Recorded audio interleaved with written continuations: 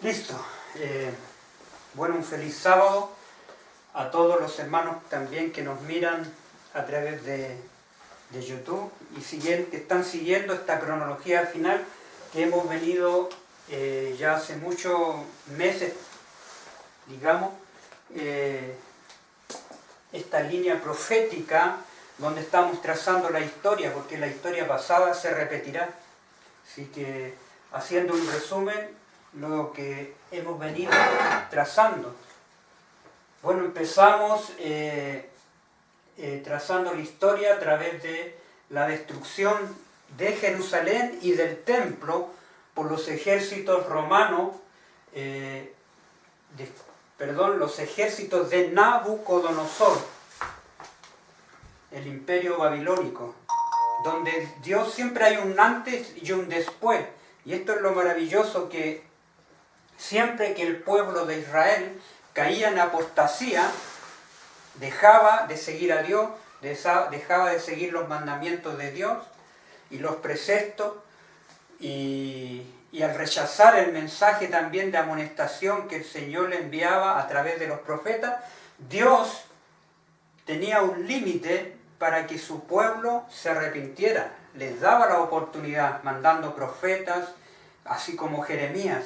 Pero llegó un momento en que el pueblo de Israel se rebeló tanto que Dios los entregó a los enemigos, y en este caso los entregó al rey Nabucodonosor, al imperio de Babilonia. Y el imperio de Babilonia vino a Jerusalén y los tomó cautivos. Y así también, cuando el pueblo de Israel volvía a los mandamientos de Dios, volvía a la obediencia, el Señor estaba con su pueblo. Pero siempre ha sido así en la historia.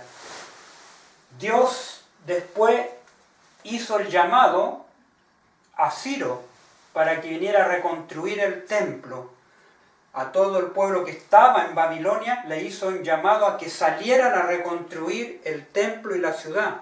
Y ahí vimos, ¿no es cierto?, que el imperio de Babilonia cayó a manos de los medos y los persas. Ahí se juntaron los medos y los persas, se unieron para derrocar al imperio de Babilonia. Y ahí, en esos días, estaba todavía la gente de Israel deportada, estaba en el imperio de los medos y los persas. ¿Y qué pasó ahí? Que Dios hace el llamado a Ciro para que dejara salir al pueblo a reconstruir la ciudad, los muros, las puertas del templo y todo lo demás. Y vinimos hablando también que salieron 50.000. De esos 50.000 en el primer llamado a reconstruir el templo. Pero como en esa zona donde estaba el templo habían enemigos que impedían que ellos llegaran a hacer la obra de reconstrucción ahí. Y mucho de ese pueblo después se volvió a Babilonia por miedo a los enemigos.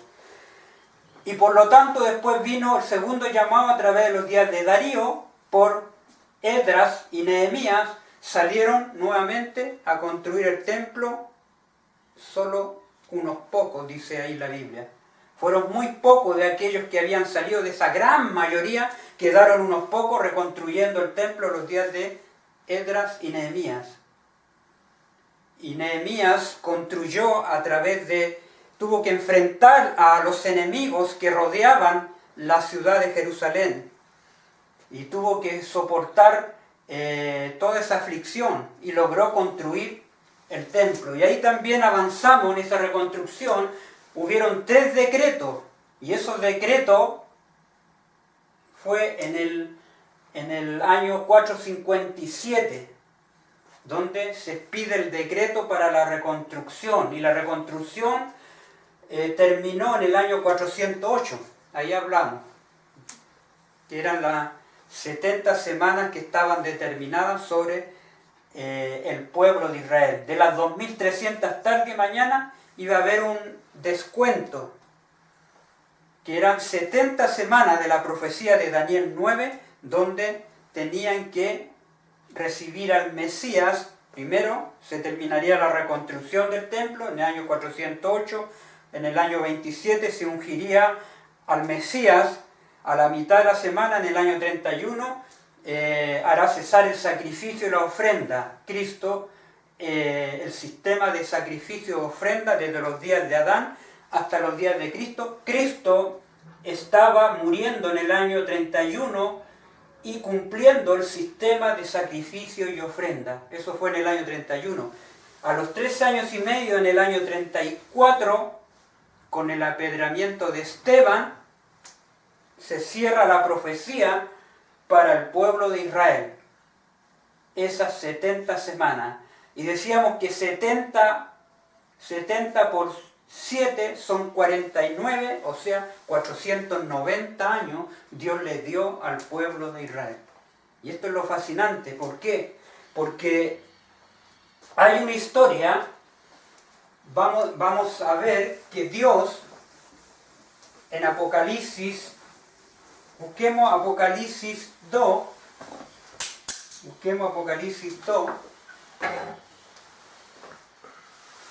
el versículo 18.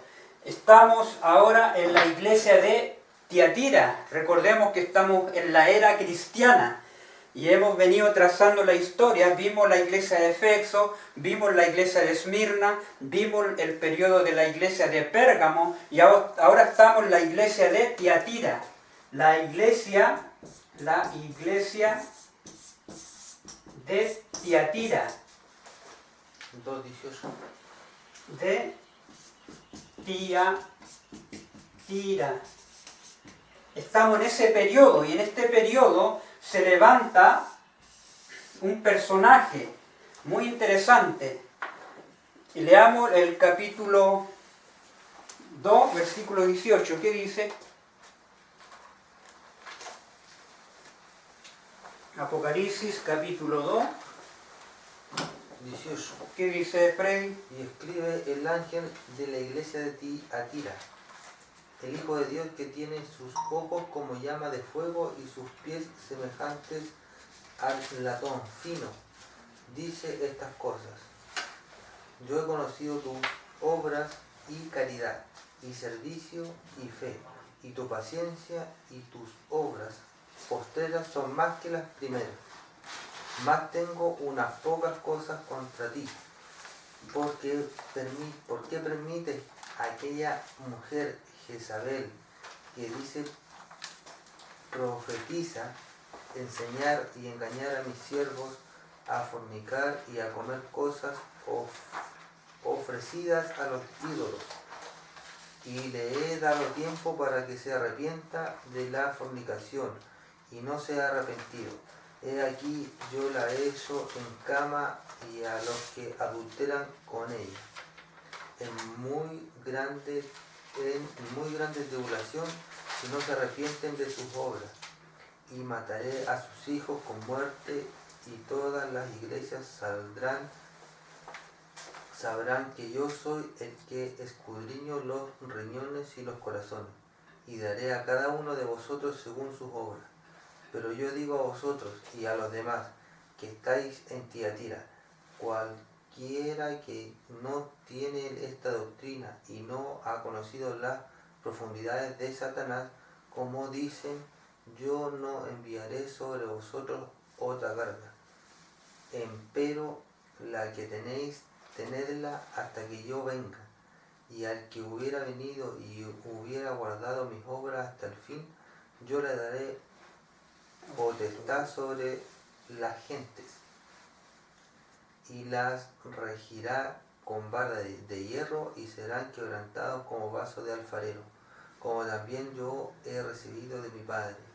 Y le daré la estrella de la mañana, y el que tiene oído oiga lo que el Espíritu dice a las iglesias. Amén. Aquí tenemos el periodo. Estuvimos hablando la semana pasada, un poco cómo cómo se introdujo en la iglesia, se empezaron a introducir el mundo dentro de la iglesia. Acuérdense que esta apostasía viene gradual. Desde los días de Efeso venimos hablando que entraron las doctrinas de los nicoalitas, dejaron el primer amor. Después vimos que en la iglesia de Esmirna habían judíos que decían ser judíos y no lo son, y los hallados mentirosos. Eso fue la iglesia de Esmirna. Después vimos la iglesia de Pérgamo, la doctrina de Balaam, que hacía tropezar a Balac, y las fornicaciones que hicieron. Así, con esos pecados se empezó a introducir gradualmente la apostasía en cada periodo de la iglesia. Y llegamos al periodo de Tiatira, donde se da la formación a este trono de iniquidad, donde estaba profetizado en 2 Tesalonicenses, el capítulo 2, en adelante, al 17, donde se manifestaría el hombre de pecado, el hijo de perdición. Y esto es interesante. La apostasía como fue gradual y dio lugar a este hijo de pecado, a este hombre de perdición, que conocemos hoy día a la Iglesia Apostólica Romana, donde se constituye un poder, que eso lo hablamos en el cuerno pequeño, se transformó en un cuerno pequeño y que llegó a crecer tanto y tomó dominio casi en toda Europa y casi en toda parte del mundo llegó a dominar este imperio. Y tiene una repetición también para el tiempo que estamos viviendo ahora, porque ese mismo poder ahora lo vemos sanando su herida y tomando el control mundial. Interesante, dice, escribe al ángel de la iglesia en Tiatira. ¿Quién era el ángel de la iglesia de Tiatira? Voy a repetir, interesante. Acuérdense que el ángel escribe al ángel de la iglesia de Efeso. ¿Quién fue? ¿Te acuerdas, Freddy? ¿Quién fue el ángel de la iglesia de Efeso? Fue el apóstol Pablo. Ahí tenemos, Dios levanta a Pablo en ese periodo de la iglesia de Efeso, donde Pablo levantó muchas iglesias, la iglesia de Efeso, la iglesia de Corintio, Tesalónica, y vemos todo ese trabajo que hizo el apóstol Pablo. En la iglesia, él escribe al ángel a la iglesia de Esmirna. ¿Te acuerdas quién fue el ángel o el apóstol que Dios usó en el periodo de la iglesia de Esmirna? Policarpio. Dios levantó también ahí a un apóstol. También Dios levantó en el periodo de la iglesia de Pérgamo, también levantó, escribe al ángel de la iglesia de Pérgamo. ¿Quién fue el apóstol de la iglesia de Pérgamo? ¿Te acuerdas? Antipas, mi siervo, que murió también, fue el apóstol que Dios destaca en ese periodo de la historia. Y ahora, en el periodo de la iglesia Tiatira, ¿quién es el ángel? Escribe al ángel de la iglesia de Tiatira. ¿Quién fue ese ángel? Ese ángel fue Martín Lutero, el que hizo la gran reforma, el que gracias a él nosotros podemos tener la Biblia en cada hogar. Acuérdense, como decía ahí Apocalipsis, dice, escribe al ángel de la iglesia de Tiatira, que es Martín Lutero, que Dios lo levanta en ese periodo de oscuridad y de tiniebla. Dice, el Hijo de Dios, el que tiene ojos como llama de fuego, pies semejante al bronce bruñido, dice esto: yo conozco tus obras y amor, fe, servicio y tu paciencia, y que tus obras postreras son más que las primeras. Pero tengo unas pocas cosas contra ti, aquí hay un reproche, que toleras que esa mujer, Jezabel, y eso tenemos que analizar, que se dice profetiza, enseñe y seduzca a mi siervo a fornicar y a comer cosas sacrificadas a los ídolos. Aquí tenemos esa mujer Jezabel, que tenemos que ir a la historia, después lo vamos a ver. Dice y le he dado tiempo para que se arrepiente, pero no quiere arrepentirse de su fornicación, su relación con otras naciones. He aquí que yo la arrojo en cama, en gran tribulación, a los que con ella adulteran, si no se arrepienten de las obras de ella, y a sus hijos heriré de muerte, y todas las iglesias sabrán que yo soy el que escudriña la mente y el corazón, y os daré cada uno según vuestras obras. Pero a vosotros, a los demás, a los que están en Tiatira, en ese periodo, a cuantos no tienen esa doctrina, no siguen la doctrina de Jezabel, y no han conocido a lo que ellos llaman las profundidades de Satanás, yo os digo, no os impondré otra carga, pero lo que tenéis, retenedlo, retén esa verdad, reténla, guárdala, hasta que yo venga. Al que venciere y guardare mis obras hasta el fin, yo le daré autoridad sobre las naciones, y las regirá con vara de hierro, y serán quebradas como vaso de alfarero, como yo también la he recibido de mi Padre. Yo le daré la estrella de la mañana, la promesa, el que tiene oiga lo que el Espíritu dice a las iglesias. El Espíritu, ¿quién está hablando aquí? El Hijo, dice, porque ahí en el contexto dice el Hijo de Dios, el que tiene ojo como llama de jueves, pie semejante al bronce bruñido, dice esto. Él es el que habla acá, es Cristo, su Espíritu, el mismo, Cristo, dice ahí, es el Espíritu dice a las iglesias. El Espíritu de Cristo dice a las iglesias. Cristo el que habla a través de cada periodo de la iglesia, pero en forma ¿qué? Espiritual. Su mente divina en la que el Señor está con nosotros. No los dejaré huérfanos, estaré con todos los días, con todos vosotros, hasta el fin del tiempo. Mire qué maravilloso ahí Cristo hablando a través de estos periodos de las 7 iglesias. Ahora, interesante. Cuando la tira en cama, es que la tira dormida, ¿no? ¿Qué dice ahí? ¿Que la tiraré en cama? Claro, claro. Ese. ¿La dejaré dormir o algo así?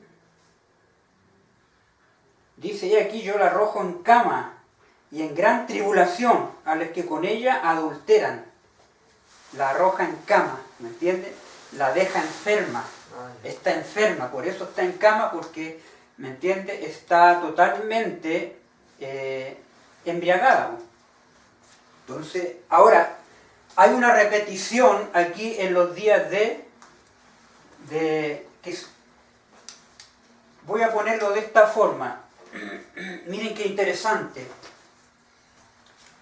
Aquí tenemos el periodo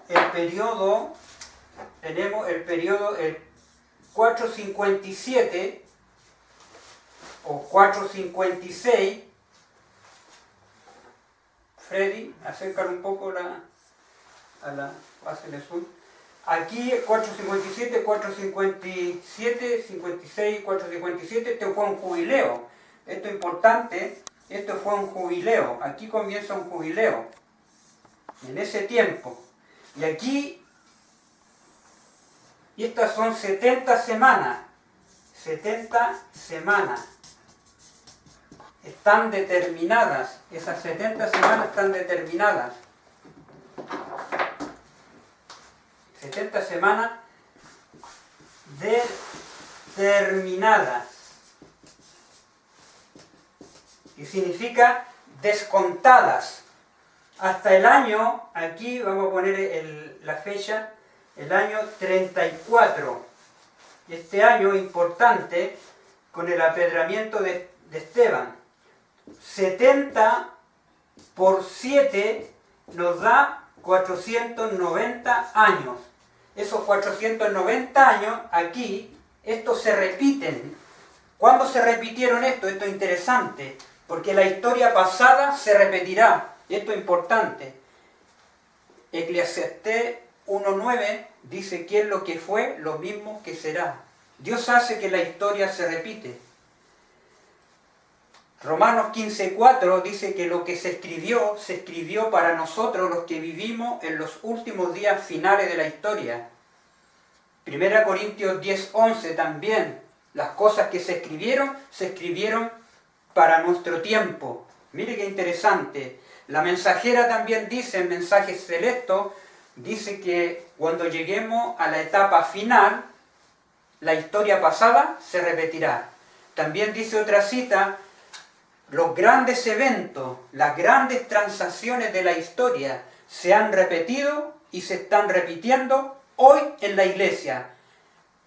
Con toda esa base bíblica y también del espíritu de la profecía, las 70 semanas se repiten. Esto se repite, las 70 semanas.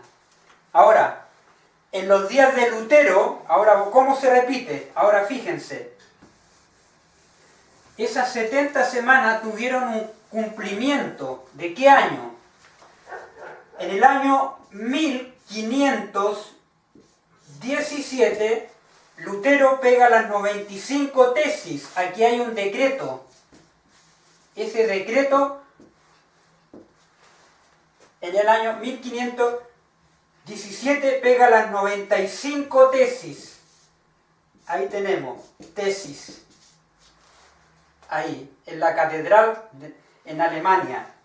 Y si nos vamos del 517 al 2007,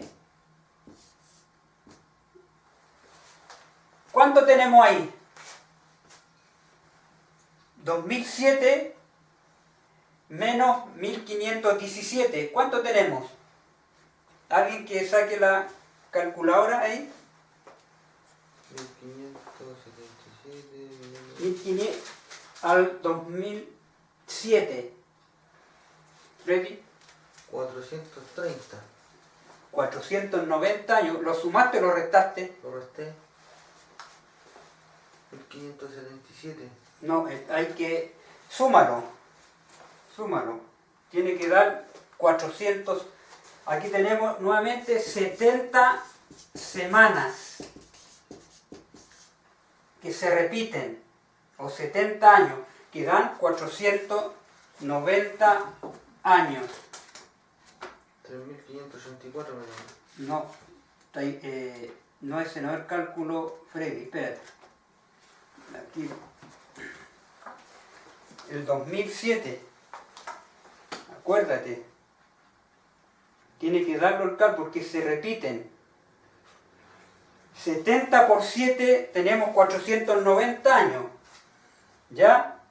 Y 1517 más 2007, súmalo, hay que sumarlo. 1517. Claro, cuenta ahí, 1517 más 2007. 3524.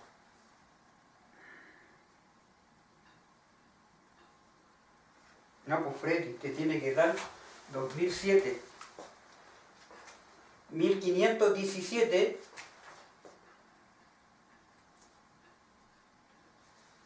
1517 más 2007 da 3524.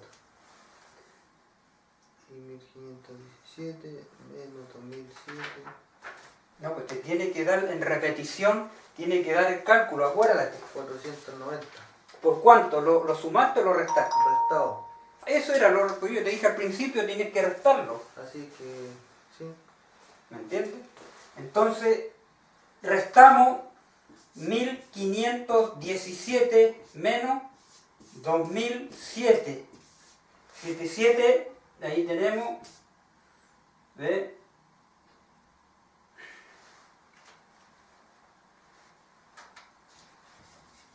Tenemos los 490 años. 490 años que se repitieron. En el 2017, ahí se cumplieron 490 años en repetición. Aquí se repitió la historia. Esas 70 semanas que tuvieron su repetición en el año 2007. Y eso es interesante, cómo la historia pasada se repetirá.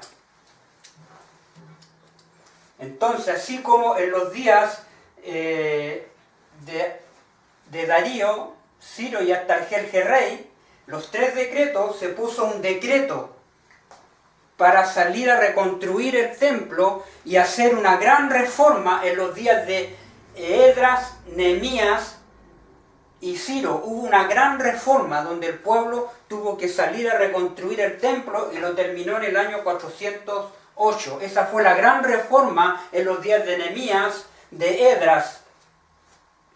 Y también, como la historia se repite, en el año 1517, también hubo una gran reforma. Martín Lutero pegó las 95 tesis, puso el decreto, igual que los días de Artajerjerrey de Persia. En los 3 decretos, Martín Lutero pegó las 95 tesis y trajo la gran reforma. ¿Me entiendes? Fue el instrumento que Dios usó. Martín Lutero, el apóstol, fue una de las más grandes reformas que ningún hombre haya hecho. Y gracias a él podemos tener la Biblia en cada hogar. Gracias a él se terminó la persecución papal. Gracias a ese fraile que encontró la Biblia ahí, que lo vamos a ver ahora, hizo la gran reforma y dio inicio a esa gran reforma. Y en el 2007 se repitieron 490 años. Miren qué interesante, cómo la historia pasada se repetirá. Y ahora vamos a ver un poquito cómo fue ese inicio en los días de Martín Lutero. Vamos a leer. Vamos a ir al capítulo 7, en la encrucijada de 2 caminos. Ahí está.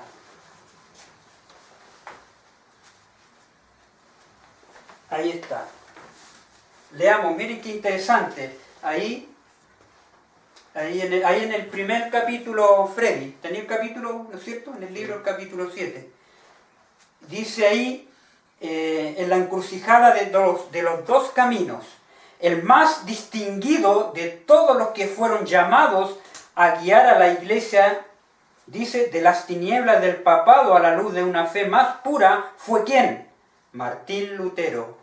Celoso, ardiente, anegado, sin más temor que el temor de Dios, y sin reconocer otro fundamento de la fe religiosa que el de las Escrituras. Fue Lutero el hombre de su época. Por su medio realizó Dios una gran obra, ¿de qué? De reforma. Fíjense, a la iglesia, dice, una gran obra de reforma a la iglesia e iluminar al mundo. A semejanza de los primeros heraldos del Evangelio, dice Lutero, surgió del seno, ¿de qué? De la pobreza. Sus primeros años transcurrieron en el humilde hogar de un aldeano de Alemania que con su oficio de minero ganara los medios necesarios para educar al niño. Quería que ese hijo fuese abogado, pero Dios se había propuesto hacer de él un constructor del gran templo que venía levantándose lentamente en el transcurso de los siglos. Las contrariedades, las privaciones y su disciplina severa constituyeron la escuela donde la infinita sabiduría prepara a Lutero para la gran misión que iba a desempeñar, ¿me entiende?, en su momento cuando llegara. Miren qué interesante.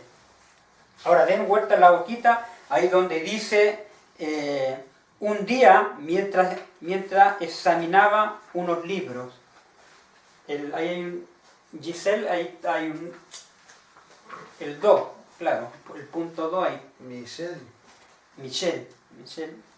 donde está el numerito 2 en rojo, ahí dice, un día, mientras examinaba unos libros, ¿lo tenéis, Freddy? Sí. Dice, un día, mientras examinaba unos libros, en la biblioteca de la universidad, descubrió Lutero una Biblia, fíjense, latina. Jamás había visto aquel libro, jamás había visto la Biblia, y fíjense. Dice, hasta ignoraba que existiese. Había oído porciones de los evangelios y de las epístolas que se leían en el culto público, y suponía que eso era todo lo que contenía la Biblia. Ahora veía por primera vez la palabra de Dios completa. La vio. ¿Dónde la vio? En una biblioteca. Estaba la Biblia ahí. Imagínate. Ellos no tenían acceso, que era un fraile, un cura, que estaba ahí dentro de la iglesia, servía a la iglesia de Lutero, no tenía acceso a la palabra de Dios completa. Los frailes escuchaban a los otros obispos porciones de la Biblia, pero nunca vio el libro entero, completo. Y ahora él ve aquí algo diferente. Con reverencia mezclada de admiración, hojeó las sagradas páginas con pulso tembloroso y corazón turbado, leyó con atención las palabras de vida, deteniéndose a veces para exclamar: «Ah, si Dios quisiese darme para mí otro libro como este». Los ángeles del cielo estaban a su lado y los rayos de luz del trono de Dios revelaban a su entendimiento los tesoros de la verdad. Siempre había tenido temor de ofender a Dios, pero ahora se sentía como nunca antes convencido de que era un pobre pecador. Ahora den vuelta a la hojita, otra porción más. O sea, ahí mismo, en el número 3, Michelle, dile ahí más o menos. Ya está el rojito ahí. Ahí arriba. Dice ahí, había encontrado una Biblia en... ¿Cómo estaba la Biblia, Michelle? ¿Cómo estaba la Biblia? Fíjense ahí, había encontrado la Biblia. ¿Cómo la había encontrado?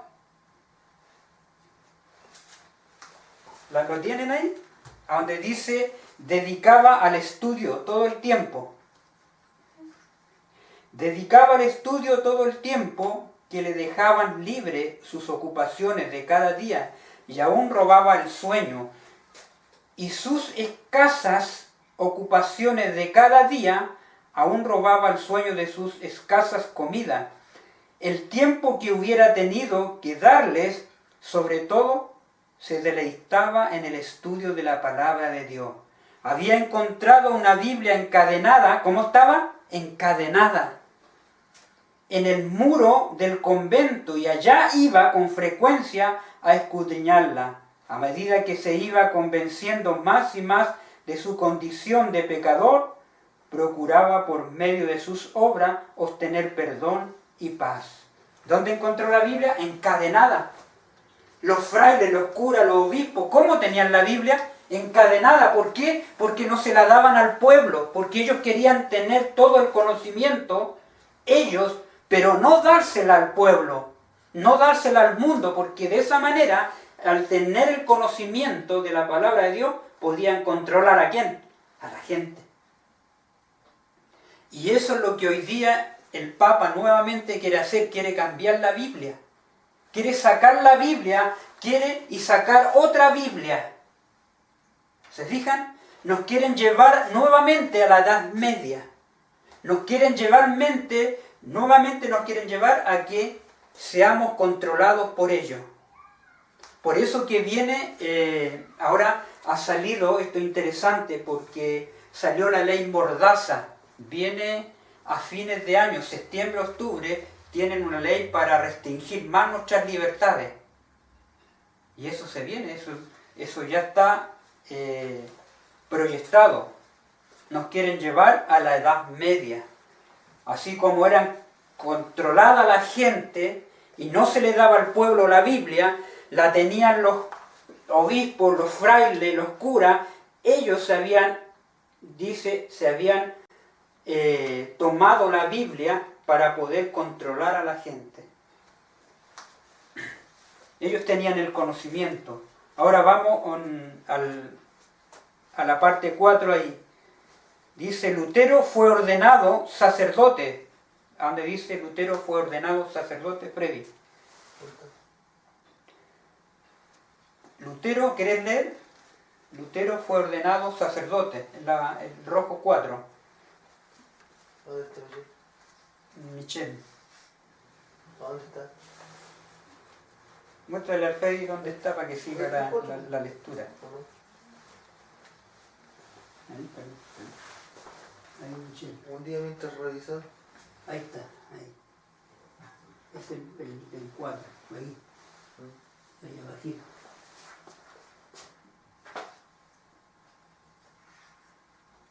No, esa no es la parte, todavía no llego allá. Lutero fue ordenado sacerdote, sí. Y yo me acá, Lutero fue ordenado sacerdote. Fíjate ahí en esa parte. O acá. ¿Abajo está? Abajo está, ahí está, ya. ¿Qué número es ese abajo? Lutero. Ahí está. Lutero fue ordenado sacerdote. Más abajo, el último párrafo allá. Ahí. No más, que esa parte. Lutero fue ordenado. ¿Quieres leerlo, Freddy? Lutero fue ordenado sacerdote y se le llamó del claustro para que desempeñara una cátedra en la Universidad de Wittenberg. Allí se dedicó al estudio de la Santa Escritura en las lenguas originales.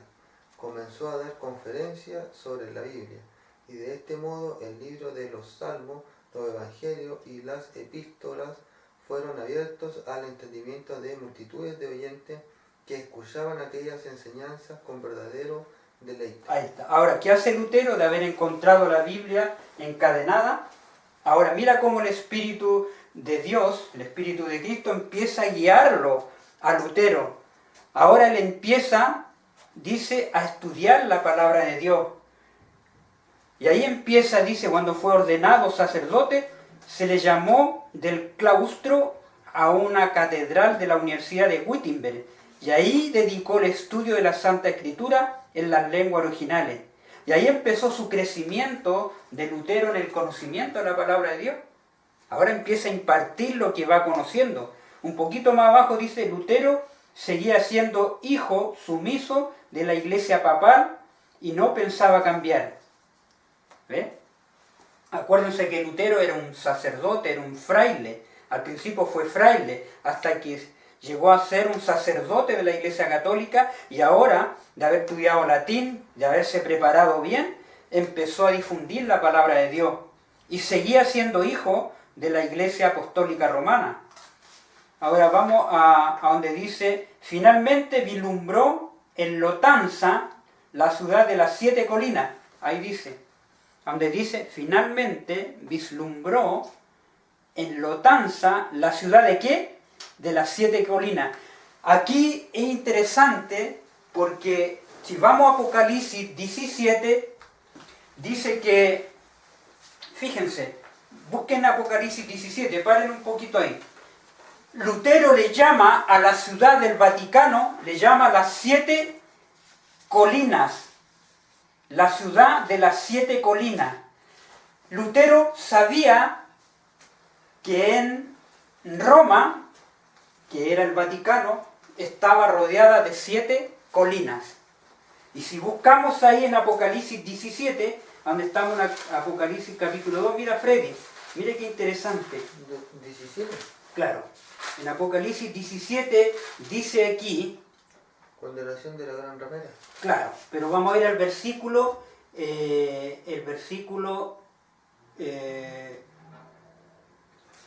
aquí está versículo 9. Lee el versículo 9. Y aquí hay mente que tiene sabiduría. Las 7 cabezas son 7 montes sobre los cuales se asienta la mujer. Ahí está. ¿Qué dice aquí Juan?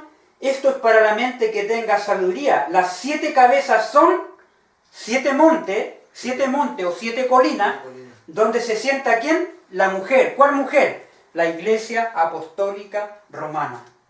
Entonces, cuando vamos a un mapa en el Google y ponemos ahí la ciudad de las 7 colinas y nos van a aparecer los nombres de las 7 colinas que rodean al Vaticano, esa ciudad.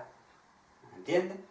Entonces, Lutero sabía, a través de las escrituras, de lo que venía aprendiendo, sabía que la ciudad de las 7 colinas, ¿a quién realmente estaban? ¿Sí? Las 7 colinas de Roma Ahí está, ¿cuáles son? una serie de promontorios que históricamente han formado el corazón de la ciudad de Roma.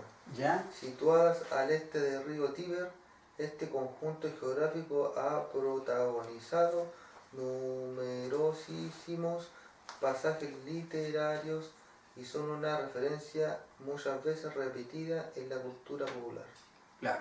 Ahí está la Capitolina, es uno de los montes, Citolina, etcétera, etcétera. Son 7, ¿salen los nombres ahí, Freddy? Dice Capitolina Ahí Hill, está, 1, ya.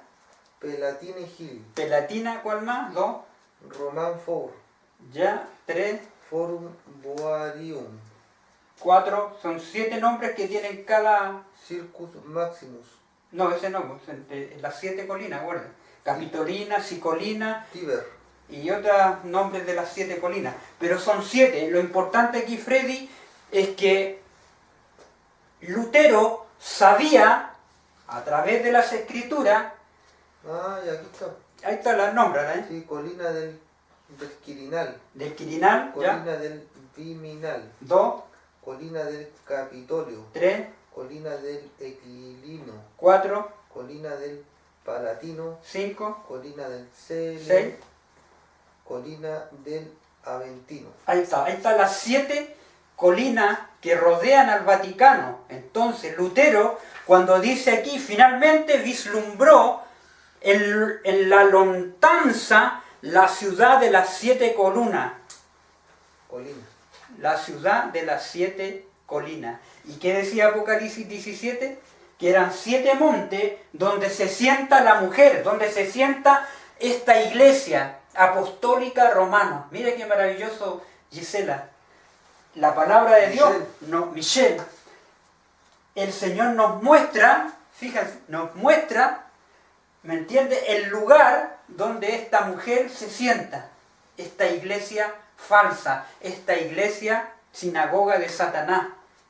Y Lutero sabía que a través de las escrituras la Biblia estaba mostrando la ciudad de las 7 colinas de Roma. La mujer que se sienta en los 7 montes. Miren qué maravilloso. ¿Se fijan? Después, un poquito más abajo, vamos a leer por decreto, donde dice, por decreto. Por decreto expidió, poco antes prometía el Papa indulgencias a todo aquel que subiese de rodillas las escaleras de Pilato. Imagínate lo que hacían los curas, cómo le mentían a la gente, cómo la engañaban. Donde dice, por decreto. Sí. Ya. Fíjate, por decreto expidió, poco antes prometía el Papa, indulgencias a todo aquel, a toda aquella persona que subiese de rodilla, tenían que subir la escalera, y a esa escalera le llamaban la escalera de Pilato. Fíjate cómo tenían engañada a la gente. Ellos simularon una escalera, y aquel que subía en la escalera de Pilato, según ellos, esa escalera la habían traído del oriente y la pusieron ahí para que la gente viniera y subiera a la escalera de Pilato, donde subió Jesús. O sea, fíjate cómo ese poder engañaba a la gente. ¿Por qué? Porque ellos se habían apropiado de la escritura y no le daban al pueblo. ¿Me entiendes? Para ellos tenían la escritura y ellos manipulaban la escritura para poder controlar y enriquecerse a través con los reyes y sustraer todo el oro. Por eso la Iglesia Católica llegó a tener tanto oro que se lo robó a los incas, lo robó a todo el mundo con su engaño. Fíjense, la escalera de Pilato, que se decía ser la misma, mira, que había pisado nuestro Salvador al bajar del tribunal romano, y que según aseguraban había sido llevada de Jerusalén a Roma. Mira la mentira, de modo milagroso. Un día, mientras estaba Lutero, fíjense, subiendo, dice, devotamente a aquellas gradas, recordó de pronto esas palabras que como trueno repercutió en su corazón. El justo vivirá por la fe. Romanos 1:17. Fíjense, Lutero va a aquella escalera, toda la gente acudiendo ahí, Lutero va también, va subiendo la escalera y de repente se le viene de lo que había estudiado, porque ya Lutero estaba estudiando la Biblia, a escondida tenía que estudiarla de los demás frailes. Y el Espíritu de Cristo le recuerda, le dice, el justo vivirá por fe. Y ahí aquí cuando Lutero queda impactado. Y miren lo que pasa ahora. Se puso de pronto de pie cuando le vino ese versículo y huyó de aquel lugar, salió corriendo, sintiendo vergüenza y horror. Este pasaje bíblico no dejó nunca de ejercer poderosa influencia en su alma. De entonces vio con más claridad que nunca el engaño que significaba para el hombre confiar en sus obras para su salvación, y cuán necesario es tener fe constante en los méritos de Cristo. Por eso dice que la fe viene por el oír la palabra de Dios. Sin fe es imposible agradar a Dios, a menos que, ¿no es cierto? Y la fe viene por el estudio de la Biblia. Entonces, como había estudiado Lutero, el justo vivirá por fe, se dio cuenta que en ese momento, tiene que haber estado en la mitad de la escalera, se da cuenta, ¿qué estoy haciendo? Estoy metido en un engaño, esto no es de Dios, esto es un engaño. Y salió corriendo y huyó de aquel lugar, sintió vergüenza, sintió, ¿qué estoy haciendo? ¿Cómo es posible? Estoy aceptando este engaño de este sistema satánico. Y se fue a orar, y a pedirle al Señor. Fíjense lo que sigue diciendo. Desde entonces vio con más claridad, que nunca el engaño, Cristo dijo, mirad que nadie os engañe en Mateo 24, ¿se acuerdan? Sí. Dice, el engaño que significa para el hombre confiar en sus obras para su salvación, y cuán necesario es tener fe constante en los méritos de Cristo. Sus ojos se habían abierto, miren, se abrieron, y ya no se cerrarían jamás para dar crédito a los engaños del papado. Al apartarse de Roma, sus miradas, su corazón se apartó también, y desde entonces la separación se hizo más pronunciada, hasta que Lutero concluyó por cortar todas sus relaciones con la iglesia papal. ¿Te dije? Se da cuenta, en ese momento, se va corriendo, ora al Señor, y se da cuenta que ese sistema tenía que separarse. No podía estar en medio del engaño, de la mentira y de la corrupción que en ese momento Roma estaba. ¿Me dije? Tremendo lo que pasó con Lutero. Ahora fíjense una hojita más, vamos a ir a las 95 tesis ahora. Lutero inició entonces resueltamente su obra. Lutero, ¿lo tiene? Lutero se entregó entonces resueltamente a su obra como campeón de la verdad. Sí, sigue leyendo. ¿Ya? Su voz resonaba desde el púlpito en solemne exhortación. Expulsó ante el pueblo y el carácter ofensivo de pecado le enseñó que es imposible al hombre disminuir en nada su culpabilidad o evitar el castigo, valiéndose de sus propias obras. Solo el arrepentimiento ante Dios y la fe en Cristo podía salvar al pecador. Amén. La gracia de Cristo no podía compararse, era un don gratuito. Aconsejaba a sus oyentes que no comprasen indulgencias, sino que tuviesen fe en el Redentor crucificado. Amén. Refería su dolorosa experiencia personal, diciéndole que en vano había intentado por medio de la humillación y de las mortificaciones del cuerpo asegurar su salvación, y afirmaba a sus oyentes que desde que había dejado de mirarse a sí mismo y había confiado en Cristo, había alcanzado paz y gozo para su corazón.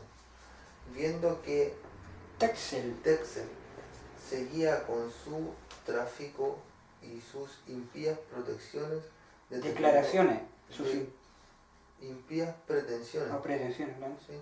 Determinó Lutero hacer una protesta más enérgica contra semejantes abusos. Pronto se le ofreció una excelente oportunidad. La iglesia del castillo de Wittenberg era dueña de muchas reliquias que se exhibían al pueblo en ciertos días festivos, siendo concedida plena remisión de pecado a los que en dichos días visitasen la iglesia e hiciesen confesión de sus culpas. De acuerdo con esto, el pueblo acudía en masa a aquel lugar. Una de tales oportunidades, y de las más importantes, por cierto, se acercaba la fiesta de todos los santos, todos los muertos. En la víspera, Lutero, congregadas las muchedumbres que estaban listas para hacer su visita a la iglesia, fijó en las puertas del templo un papel que contenía las 95 tesis, proposiciones contra la doctrina de la indulgencia. Ahí está, espérate. Mira qué interesante. ¿Qué pasa acá ahora? Ahora Lutero inicia entonces resueltamente su obra como un campeón de la verdad. Entonces, ¿qué pasa? En ese momento, Lutero aprovecha el momento en que se está celebrando el Día de los Santos, el Día de los Muertos. Y ese día era el 31 de octubre, fíjense, esta fecha, 31 de octubre del año 1517, pega las 95 tesis, siempre en octubre. Por eso tenemos que estar atentos cuando viene septiembre y octubre, porque es el reloj de Dios. Siempre hay un acontecimiento que va a ocurrir. Este año, 2024, viene un acontecimiento entre septiembre y octubre. No sabemos lo que sea, pero va a ocurrir algo global, algo mundial que va a afectar nuestras vidas. Interesante. Acuérdense que la pandemia vino también para ese momento. ¿Se acuerdan o no? Entre septiembre, octubre, diciembre se declaró la pandemia y eso nos llevó a los encierros también. Muchos fuimos, o todos los países del mundo acataron las órdenes globalistas donde cada uno se encerró en su casa y las iglesias fueron cerradas. Eso también fue para septiembre, octubre. Ahora, ahí pegó las 95 tesis, 31 de octubre del 517, Lutero.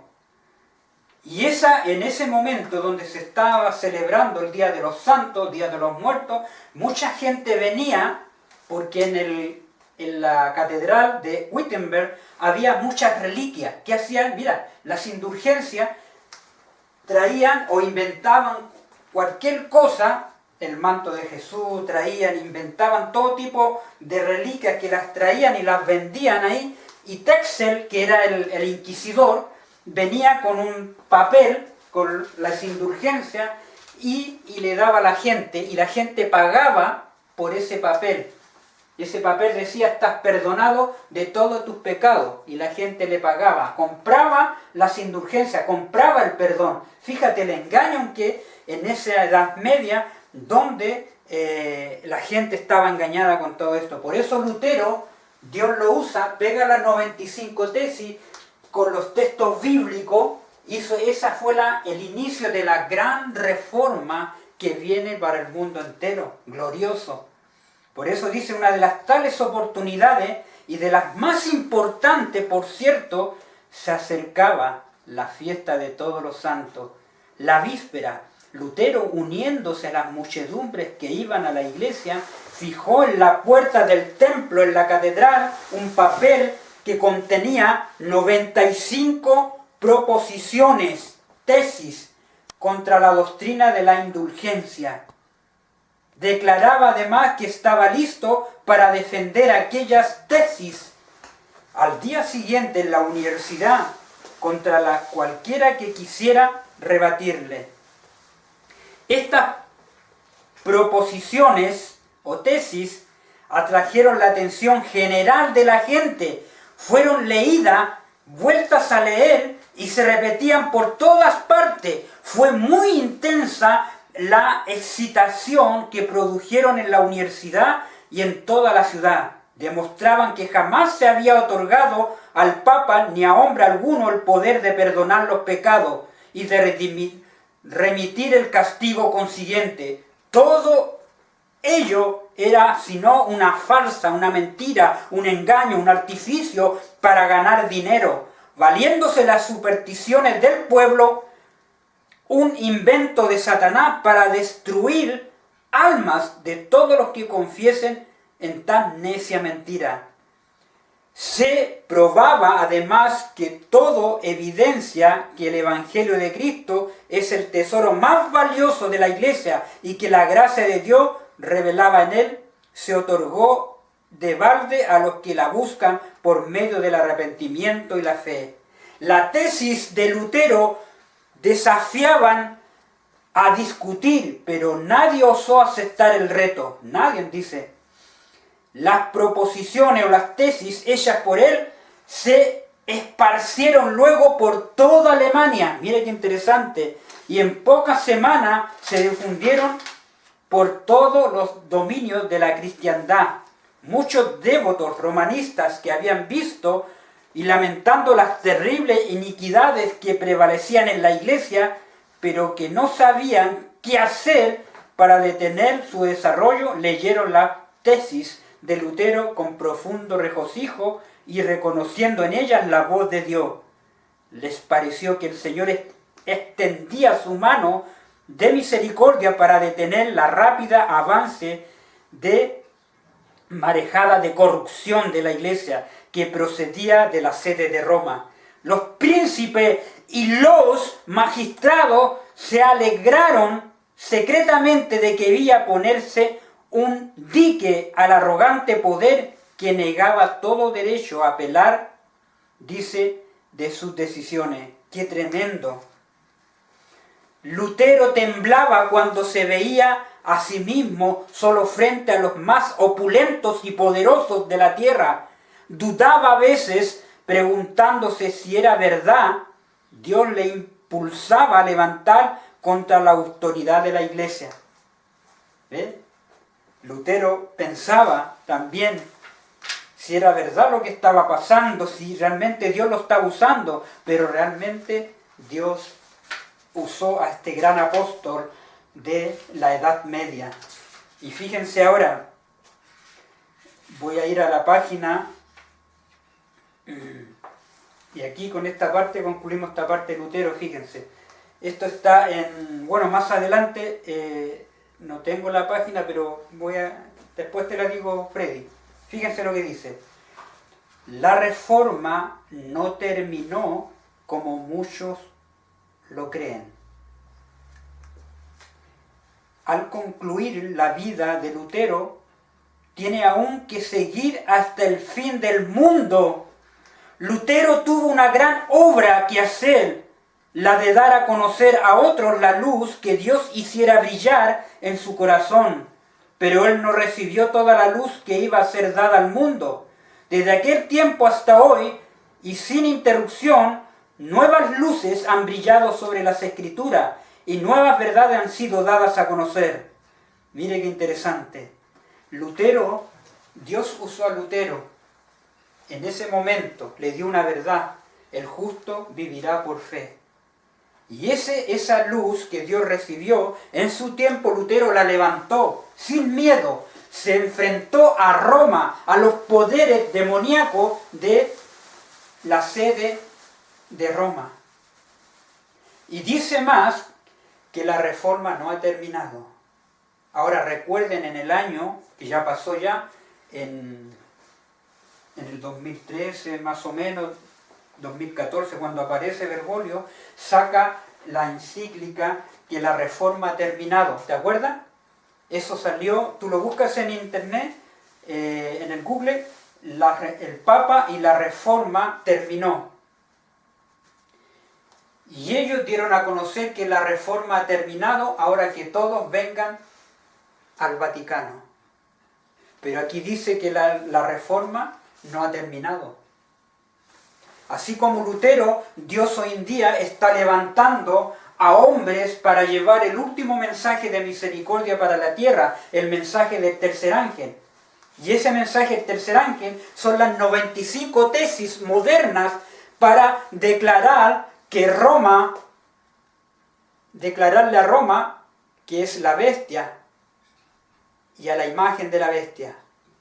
Por eso nosotros tenemos que venir ahora al mensaje del tercer ángel, como Lutero, ser celosos en la verdad y enfrentarnos a estos poderes demoníacos nuevamente de la sede de Roma. Porque hoy día Roma está gobernando el mundo. Hoy día Roma está sacando sus encíclicas Laudato Si, trayendo un día espurio, falsificado domingo, trayendo la Trinidad, también en la encíclica Laudato Si, Fratelli Tutti, trayendo ese sistema comunista donde quiere que nos sometamos a su dirección, nos sometamos a sus normas eclesiásticas para así Roma dominar en el mundo. Estamos volviendo a repetir la historia.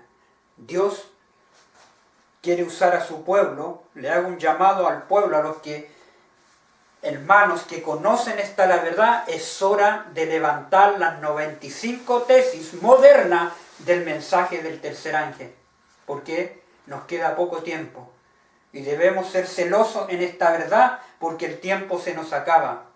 Dios necesita hombres como Lutero, como Elías, como los profetas de antaño, que prediquemos la verdad sin miedo, porque Dios estará con nosotros, no con ejército, no, sino con el Espíritu de Dios que obrará en nosotros. Vemos a este campeón de la verdad, y la reforma, hermanos, no ha terminado, la reforma sigue la reforma, y tenemos que seguir con este mensaje maravilloso. Gloria a Dios, porque Dios levantó a un hombre, Martín Lutero, del seno de la iglesia, del seno de la sede de Roma, levantó a un hombre para enfrentarse a esta sinagoga satánica. Así es. Ahí tenemos 1517 al 2017 se cumplieron 490 años en su repetición. En el año 31 de octubre 1517 pegó las 95 tesis, pegó ese decreto expedido por Martín Lutero en la puerta, en la catedral de Hamburgo, dio comienzo a la gran reforma. Y el Señor quiere traer nuevamente una gran reforma. Ahora nosotros somos el templo. Y quiere traer una reforma en nuestras vidas. La reconstrucción del templo. La reconstrucción del templo. Pero el templo espiritual. Amén. Gloria a Dios por eso. Ahora, así como decía Apocalipsis, ahí en Apocalipsis, volvamos a Apocalipsis, el capítulo 2, vamos a ir conectando, el capítulo 2, versículo 18. Pero tengo unas cosas contra ti, que toleras a esa mujer Jezabel. Ahora vamos a ir a esta mujer. Aquí Dios usa una historia, y eso tenemos que ir a Primera de Reyes 16, versículo 31. Vamos a Primera de Reyes. Primera de Reyes, capítulo 16. Tenemos que ir el capítulo 31. Después vamos a ir a Segunda de Reyes, el capítulo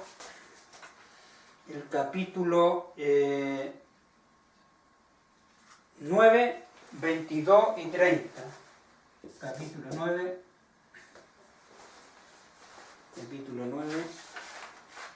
¿Lo tiene Freddy? Primera de Reyes 16. Sí, 16, 31, ¿qué dice? Porque fue ligera cosa andar en los pecados de Jeroboam, hijo de Nabat, y tomó por mujer a Jezabel, hija de Esbal, rey de los Sidonios, y fue y sirvió a Baal y lo adoró. Y lo adoró. ¿Qué pasa? A ver, vamos a ver esa historia interesante aquí. Apocalipsis nos lleva a la Biblia a estudiar en Primera de Reyes 16 quién fue Jezabel. Aquí hay un comentario de Hernán Siloy. Espera. Dice aquí, interesante, era 16:31, ¿no es cierto? Sí. Ya. Reinado de Acab, hay un título ahí. ¿No es cierto, Freddy? Vamos a leer de ahí. Comenzó a reinar Acab, hijo de Onri, sobre Israel en el año 38 de Asa, rey de Judá. Y reinó Acab, hijo de Onri, sobre Israel en Samaria 22 años. Y Acab, hijo de Onri, hizo lo malo ante los ojos de Jehová, más que todos los que reinaron antes de él. Porque le fue ligera cosa andar en los pecados, ¿de quién? De Jeroboam, ¿entienden? Hijo de Nabat, y tomó por mujer ¿a quién?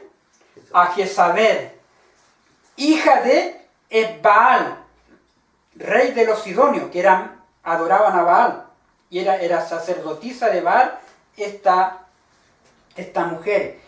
Y fue y sirvió a Baal y lo adoró. E hizo altar a Baal en el templo de Baal, que él edificó en Samaria. E hizo también a Acab una imagen de acera. Todo lo que hizo Acab, acuérdense que Acab, el rey Acab, es el descendiente de Onri, o sea, viene a tomar el poder de Israel en ese momento. Este rey de Israel, Acab, se casa con esta mujer. Mira la apostasía. Lo que hace ella es casarse con una mujer que adoraba a Baal, un rey de Israel. Vemos la mezcla aquí que hay, ¿me entienden? Y dice, ahora vamos a tener que ir ahora, Segunda de Reyes. ¿Lee el comentario? ¿Lee un comentario? Amén. Jezabel contra el Espíritu de Dios. Ya. Cuán poco se dan cuenta del poder de una mujer que no es consagrada. Fui llevada a través del tiempo hasta los días de Acab. Dios habría estado con Acab si hubiera seguido el consejo del cielo. Claro. Pero Acab no hizo eso. Se casó con una mujer entregada a la idolatría. ¿A la idolatría? Jezabel tenía más poder sobre el rey que Dios. Ella lo llevó a la idolatría y el pueblo junto con él. La influencia de Jezabel sobre Acab fue mayor que la influencia del Espíritu de Dios, no importando cuán poderosa y convincente fuera la evidencia del cielo. Oh, mira qué interesante. Dice que Jezabel incitaba a Acab a hacer lo malo. Y él se dejaba incitar. Aquí Acab no tenía dominio propio. No tenía una base bíblica. ¿Me entiende? Él hacía lo que le ordenaba esta mujer Jezabel. Increíble. Por eso dice que hizo también acá imágenes de acera. En todo el territorio empezó a hacer imágenes de ídolos. Esa era la apostasía, porque esta mujer lo incitaba. Ahora vamos a Segunda de Reyes. Segunda Reyes 9. Segunda de Reyes 9. El 1. Yo te digo, Segunda de Reyes 9.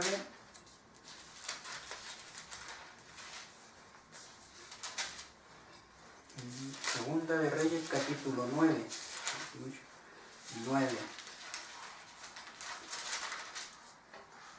9. Dice, Jehú ungió a rey de Israel. Dios usa a Jehú para derrocar a esta mujer. Increíble. Jehú extermina el culto de Baal. Jehú termina el culto de Baal. Y eso tenemos que 22 y 30. Veamos 9:22, Freddy. Fíjese lo que dice. Entonces dijo al que tenía el cargo de las vestiduras, saca vestiduras para todos los siervos de Baal. Y él les sacó vestiduras. Y entró Jehú con Jonadab, hijo de Recab, en el templo de Baal. Y dijo a los siervos de Baal, mirad y ved que no haya aquí entre vosotros alguno de los siervos de Jehová, sino solo los siervos de Baal.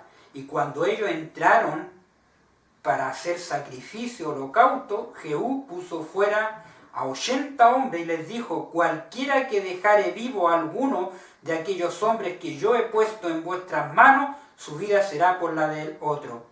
Y después que acabaron ellos de hacer el holocausto, Jehú dijo a los de su guardia y a los capitanes: entrad, dice, yo me equivoqué, estoy en el 10, es 9, 22. 22. Sí, yo estaba leyendo mal. Y en viendo Joram. No, cuando Joram, claro. Cuando vio Joram a Jehú, dijo: ¿hay paz, Jehú? Y él respondió: ¿qué paz? En las fornicaciones de Jezabel, tu madre, y sus muchas hechicerías. Oh, que esta mujer fornicaba, dice, y también hechicería, estaba metida con la hechicería. Vamos a ver las características. Fíjate, Freddy, mire qué interesante. Mira cómo esto es importante para que analicemos. Porque vamos a hacer el contraste con la Roma pagana de hoy día. Mira qué interesante. Aquí tenemos esta mujer, tenemos al rey Acab. Al rey Acab. Al rey Acab tenemos y tenemos a esta mujer Jezabel. Jezabel. Esta mujer Jezabel.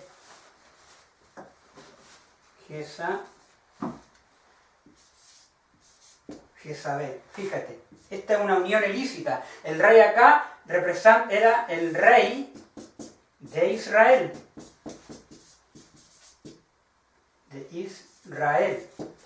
Esta mujer era una sacerdotisa de Baal. Sacerdotisa de Baal. Aquí hay una unión ilícita, ¿me entiendes? Este rey de Israel había apostatado, este rey, ¿me entiendes? Esto es apostasía, cuando la luz con las tinieblas no pueden estar unidas. ¿Por qué? Porque esto es apostasía. Entonces esta mujer, ¿qué dice ahí? El versículo 22, cuando vio Joram a Jehú, dijo: ¿hay paz, Jehú? Y él respondió: ¿qué paz? Con las fornicaciones de Jezabel, tu madre, y sus muchas hechicerías. Esta mujer, fornicación. Otra característica, que más hechicería tenía. Mira todo lo que era. Adoraba a Baal, al sol. Esas son las cualidades de Roma, ¿me entiendes? Baal es adoración al sol.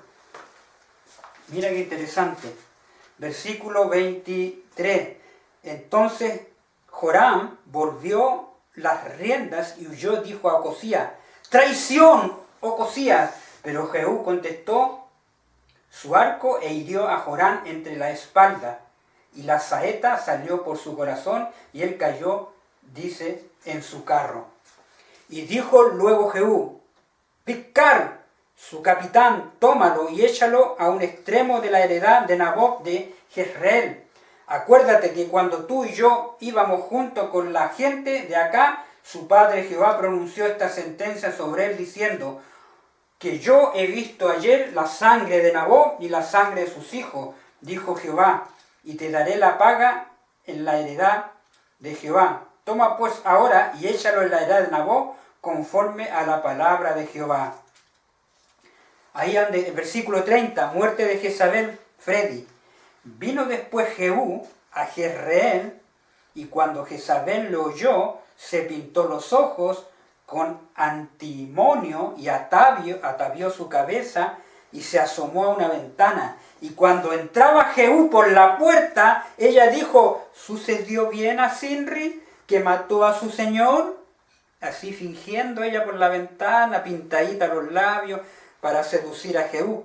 Alzando él entonces su rostro hacia la ventana donde estaba Jezabel, dijo: ¿quién está conmigo? ¿Quién? Y se inclinaron hacia él 2 o 3 eunucos. Habían de la ventana donde se asomaba Jezabel cuando ve a Jehú, y ella fingiendo, poniéndose bien seductora para seducir a Jehú, detrás estaban 3 eunucos. Y entonces Jehú, mirando hacia arriba, le dice: ¿quién está conmigo? ¿Quién?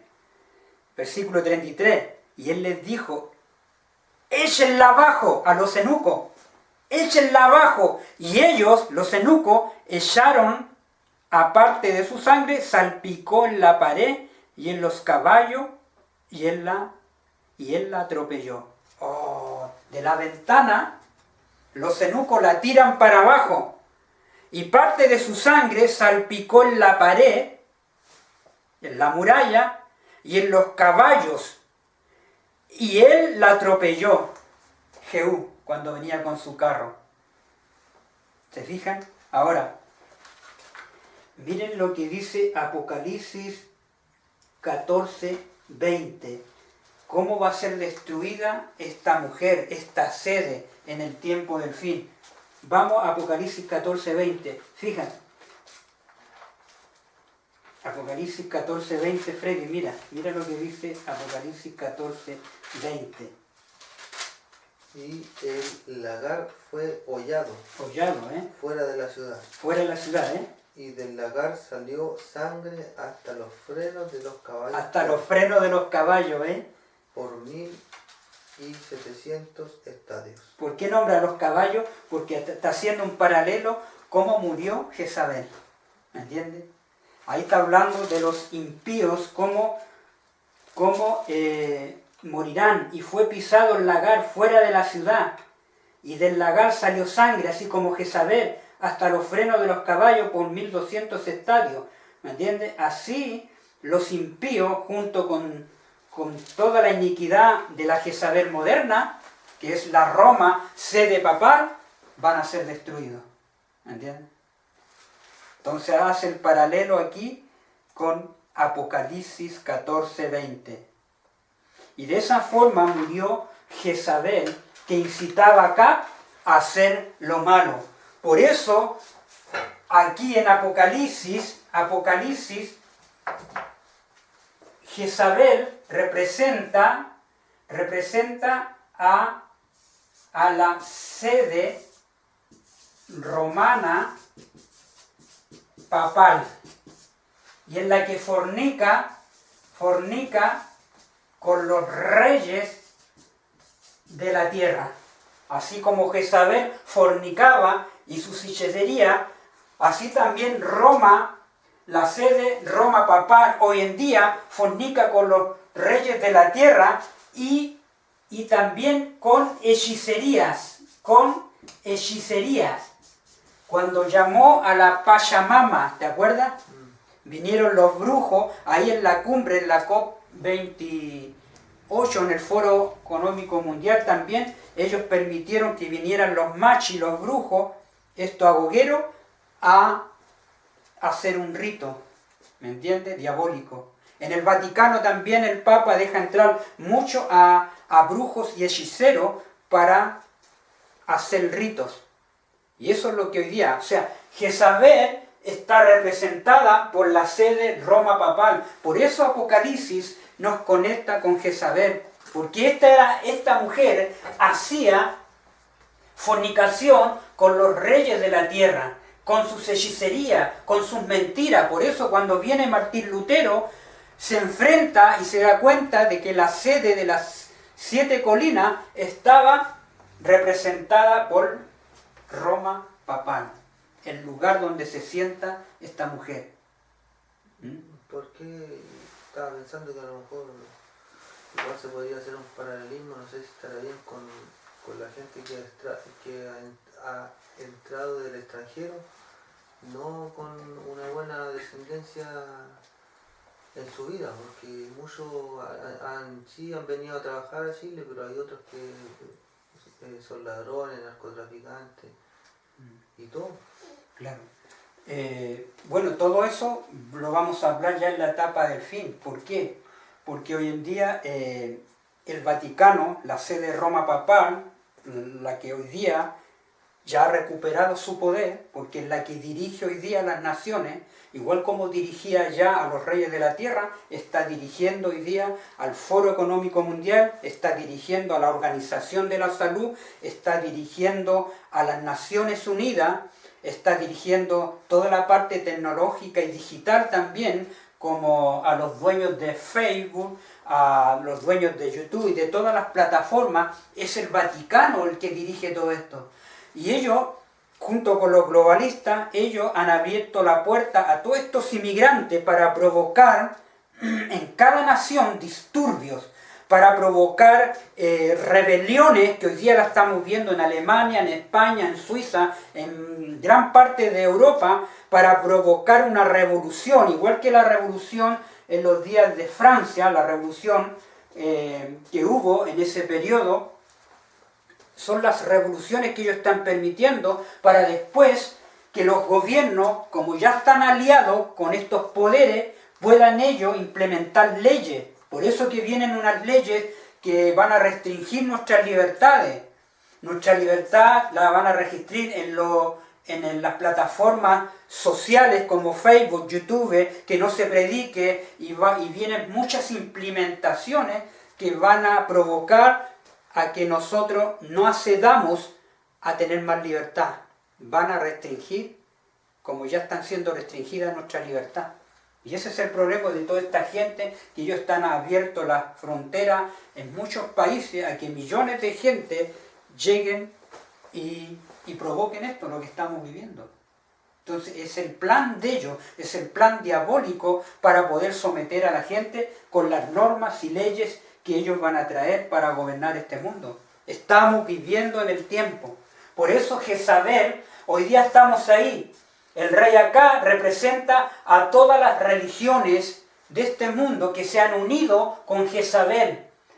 Todas las religiones hoy día han transado los principios que establecieron los pioneros, y estas religiones se han unido al poder papal.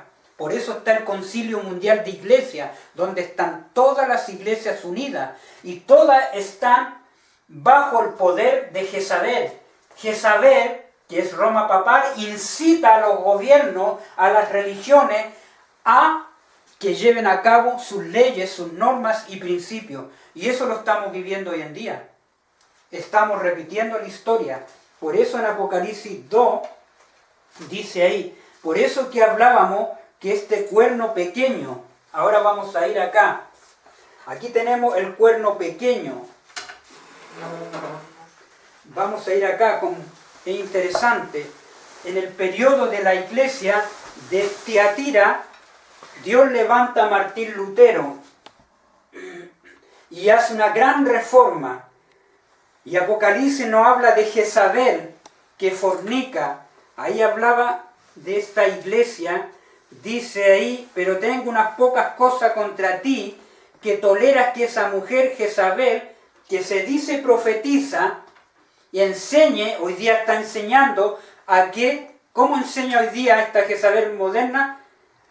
Y lleva a los reinos de la tierra, está llevando sus encíclicas, y en esa encíclica está enseñando que cada país guarde el domingo, está enseñando que cada país acepte el socialismo o el comunismo que hoy día estamos viviendo, que cada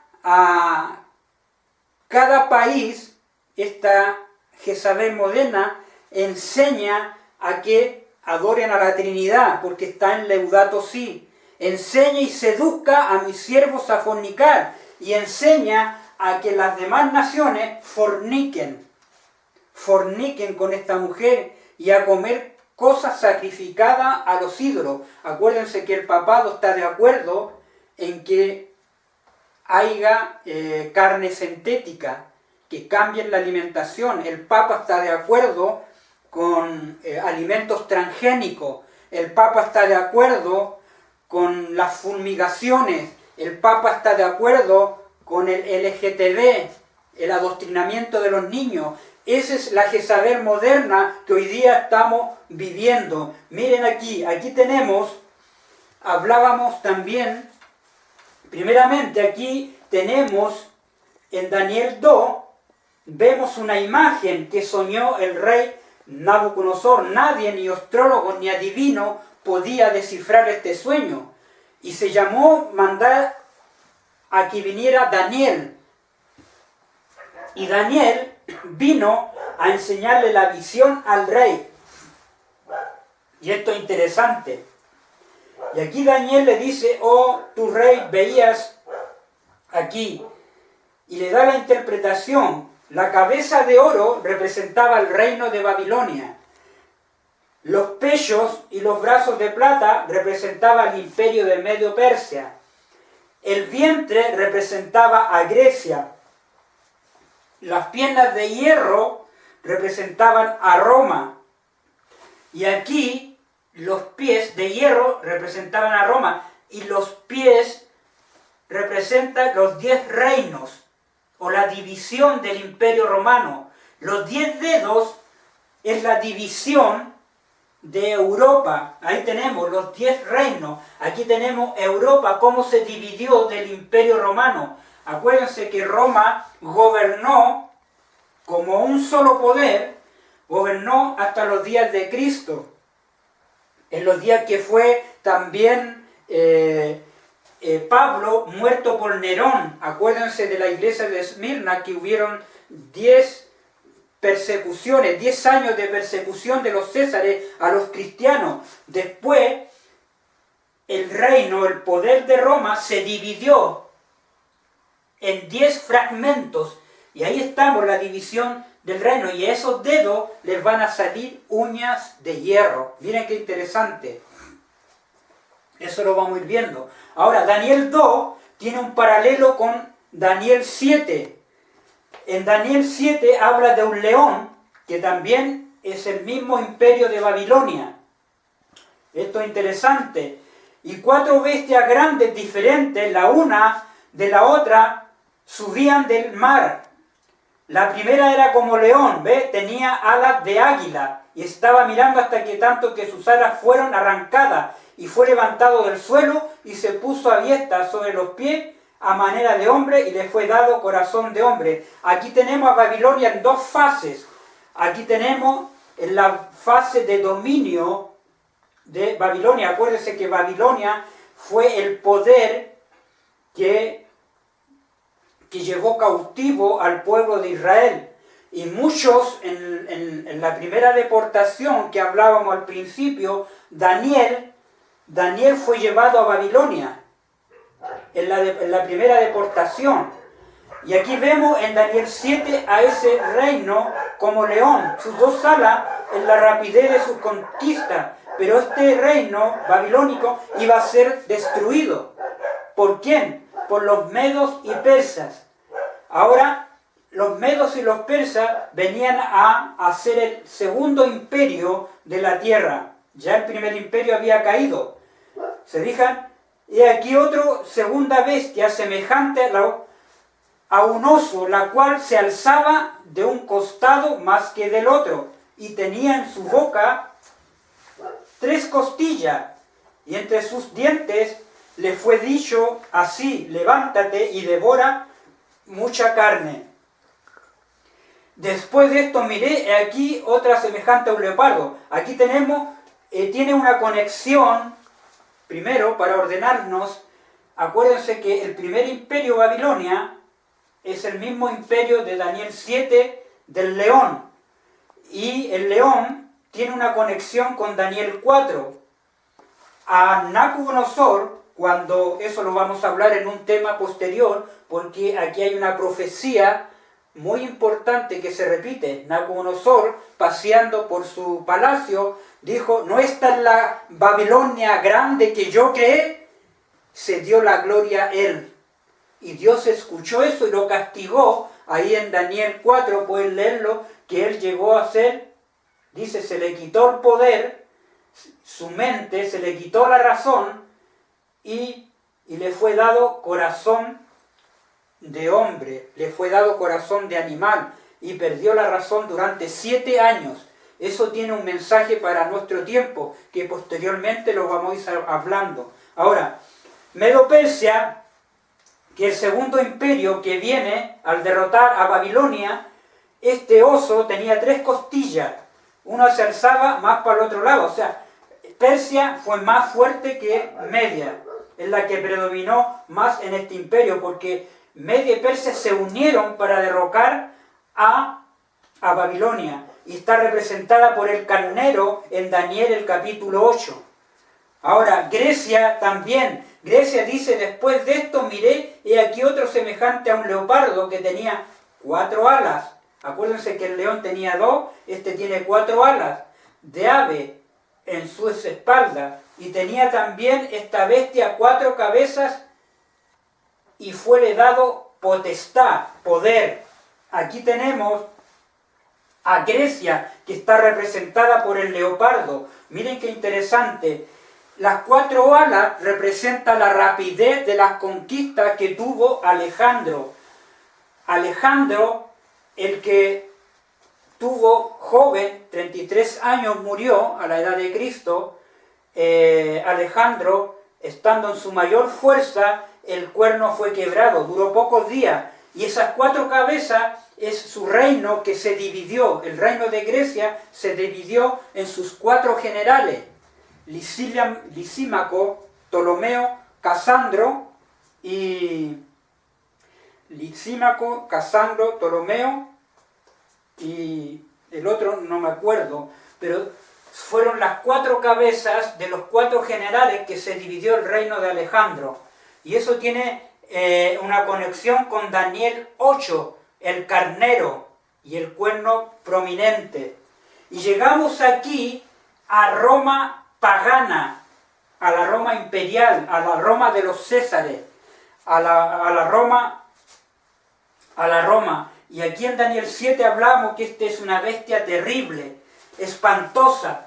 Y aquí dice, en este Daniel 8:9, y de uno de ellos, dice, y después de esto miraba yo en las visiones de la noche, he aquí 4 bestias espantosas, terrible y en gran manera fuerte, la cual tenía como dientes grandes de hierro, devoraba y desmenuzaba, y las sobras hollaba con sus pies, y era muy diferente de todas las bestias que vi, dice, entre de ellas, y tenía 10 cuernos. Esos 10 cuernos, aquí tenemos esa bestia terrible, 10 cuernos en su cabeza. Dice ahí,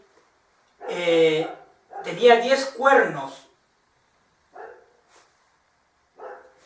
y las sobras hollaba con sus pies, y era muy diferente de todas las bestias, y vi entre ellas, y tenía 10 cuernos. Versículo 23, dice que ahí el ángel dijo, la 4ª bestia será un 4º reino en la tierra, el cual, dice, será diferente de todas las otras reinos, y toda la tierra devorará, trillará, desmenuzará. ¿Qué significa devorará, trillará y despedazará? Eso lo vamos a ver. Los 10 cuernos significan que de aquel reino se levantarán 10 reyes, y tras ellos se levantarán otro, el cual será diferente de los primeros, y a 3 reyes derribará. Todo esto es una profecía muy importante, en la cual están los paralelos, en el cual tenemos que ver. Y dice aquí que un cuerno pequeño se levanta. El cuerno pequeño, aquí lo vemos, aquí abajo, el versículo dice aquí, y estos 3 reinos fueron tomados por Justiniano griego, emperador de Constantinopla, cuyo decreto puso al obispo de Roma como líder supremo de las iglesias, aquí en el 538. Mientras yo contemplaba los cuernos, he aquí otro cuerno pequeño salía entre ellos, y delante de él fueron 3 de los primeros cuernos arrancados de raíz.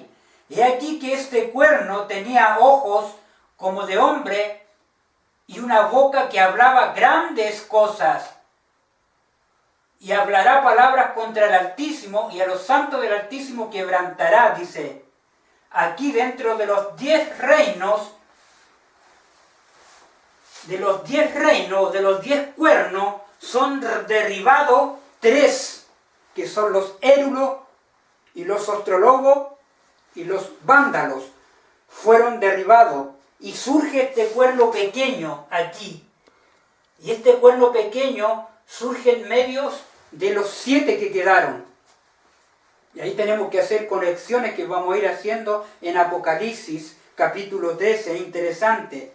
Y este cuerno pequeño, el que se levanta en los días de Martín Lutero. En los días de Martín Lutero tenemos a este cuerno ya en su proceso de crecimiento constantemente, este cuerno. Ahí tenemos este cuerno pequeño. Este cuerno pequeño que empezó a crecer y tenía ojos y boca y hablaba grandes cosas. Este es el inicio en la Edad Media. Aquí está la Edad Media, donde este cuerno pequeño empieza a reinar a toda Europa. A toda Europa. Y este cuerno reina a toda Europa, el cuerno pequeño. Y donde vemos en la iglesia de Tiatira, en el capítulo 2, que dice ahí: pero tengo unas pocas cosas contra ti, que toleras que esa mujer, Jezabel, que se dice profetiza, enseñe y seduzca a mi siervo a fornicar y a comer cosas sacrificadas a los ídolos. Y le ha dado tiempo para que se arrepienta. Y este dominio de este cuerno pequeño comenzó en el año 538 hasta el año 1798.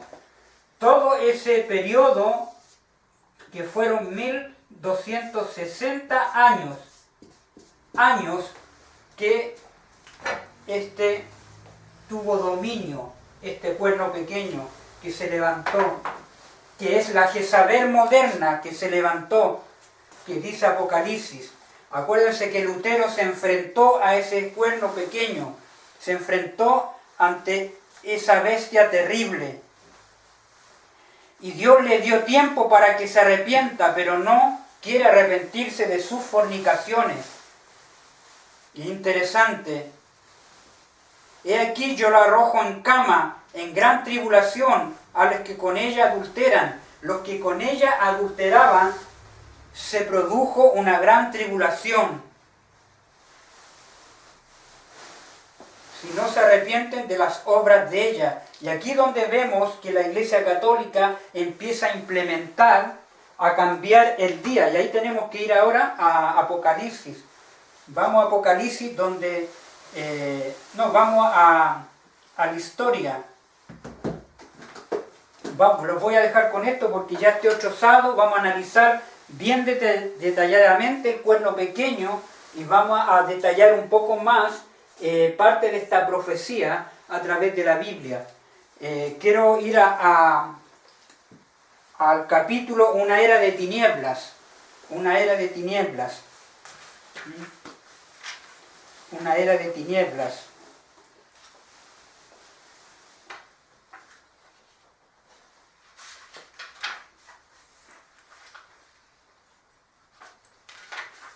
Una era de tinieblas.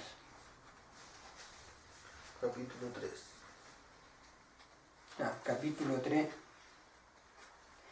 Ahí vemos cómo este poder empezó a cambiar los tiempos y la ley. Acuérdense, Daniel 7:25, que pensaría en cambiar los tiempos y la ley. ¿Y cambió la ley? Claro, cambió el tiempo, los moveres, las fiestas de Dios fueron cambiadas. Daniel 7:25. 7:25.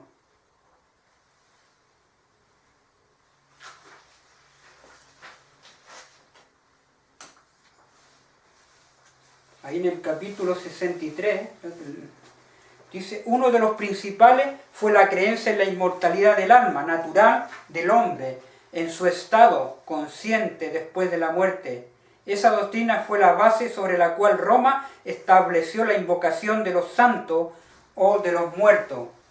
La adoración de la Virgen María también. La misma doctrina, se derivó también la herejía del tormento eterno para los que mueren impenitentemente. Muy pronto figuró en el decreto papal. De este modo se preparó el camino para la introducción de otras invenciones paganas. A la Roma llamó purgatorio, también el purgatorio de la que se valió Roma para aterrorizar a las muchedumbres crédulas supersticiosas. Con esa herejía Roma afirmaba la existencia de un lugar de tormento en que las almas de los que no han merecido eterna condenación han de ser castigadas por sus pecados y donde una vez limpiadas de impureza son admitidas en el cielo. También está el limbo. Una impostura más necesitaba Roma para aprovecharse de los temores y de los vicios de sus adherentes. Fue esta la doctrina de la indulgencia. A todos los que se alistasen en la guerra que comprendía el pontífice para extender su dominio temporal, castigar a sus enemigos, exterminar a los herejes y etc. Se enseñó también al pueblo que por medio del pago hecho a la iglesia podía librarse uno del pecado y librar también las almas de sus amigos difuntos y entregados a las llamas del purgatorio. Todo eso lo había inventado la Iglesia Católica para engañar. La institución bíblica de la Cena del Señor fue sustituida por el sacrificio idolátrico de la misa. Por eso que en la misa, cuando toman la hostia, todos los domingos ellos sacrifican a Cristo a través de esa hostia. Y la hostia redonda es una adoración al sol. ¿Se fijan? Fueron tergiversando todo. Los sacerdotes papales aseveraban que con sus palabras podían convertir el pan y el vino. Ellos se creían Dios aquí en la tierra. Y el cuerpo y la sangre verdaderos de Cristo. Eso todavía se lleva a cabo hoy en día en las iglesias. Por eso que es la gran ramera que ha hecho beber a todas las naciones del vino y de su fornicación. Bien, entonces tenemos este periodo y además en el siglo XIII se estableció la más terrible de las maquinaciones del papado, la Inquisición. El príncipe de las tinieblas obró de acuerdo con los jefes de la jerarquía papal en sus concilios secretos. Ahora ellos implementaron la Inquisición porque muchos murieron a causa de las torturas que hacían en los conventos, en los subterráneos de las iglesias, las torturas que hacían a los cristianos, que los trataban de herejes. Ellos tenían que retractarse y si no se retractaban, los sometían a una serie de torturas. Y eso está en Perú. Pueden buscar en Google la Inquisición de Perú y están todos los instrumentos que ellos usaban para flagelar a los cristianos. El Papa había llegado a ejercer su dominio sobre el mundo. ¿Sobre qué? El mundo. Reyes y emperadores acataban los decretos del Pontífice romano. Hoy día, todos los países del mundo están acatando los decretos de la Roma actual. Por eso tenemos Laudato Si, Fratelli Tutti, Laudato Si. Esas son las encíclicas. Tenemos también la otra encíclica también que sacó hace poco Bergoglio, Alabado sea Dios, y todas las encíclicas que hoy día están acatando los reyes, los países, los gobiernos de este mundo, y ellos han acatado todo esto, lo del Papa, y entregarle la soberanía y el poder para que el Papa quede absolutamente el dominador de todos los reyes de la tierra. ¿Te fijas? Es increíble. Se está repitiendo, estamos repitiendo la historia, estamos en medio de este poder que la Biblia nos está presentando y hoy día lo vemos repetirse tiempo que estamos viviendo, cómo está dominando al mundo entero. Así que vamos a quedar hasta aquí y ya este otro sábado vamos a ir poco a poco, versículo por versículo, analizando Daniel 7, Daniel 8, para poder complementar el estudio. Bendiciones, Señor les bendiga.